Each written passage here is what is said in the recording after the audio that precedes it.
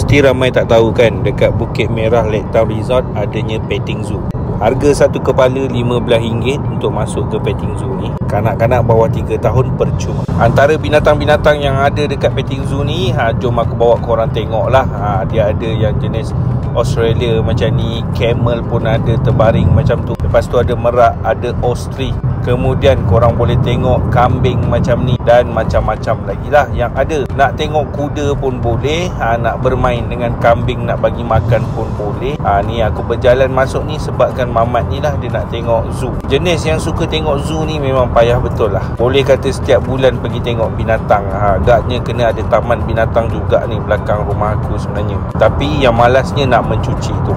So dekat sini boleh tengok arnab macam ni. Diorang ada bahagian yang cantik, kita akan lalu jambatan-jambatan yang cantik macam ni. Nak tengok alpaka pun ada juga. Nak bermain dengan kucing macam ni pun ada juga. Sebab tu kata tempat dekat sini cantik tau, macam ala-ala rainforest macam tu. Dan dia ada juga tempat yang berekon. Sampai je di satu kawasan ni, dia ada kawasan yang bertangga macam ni. Dekat sini ada reptilia yang macam-macam jenis lah. So kalau anak korang suka tengok binatang, alang-alang dah datang Bukit Merah Lake Town Resort ni, apa lagi? Boleh masuk ke petting zoo diorang. Macam-macam benda menarik. Siapa pernah datang sini? Cuba komen, best tak?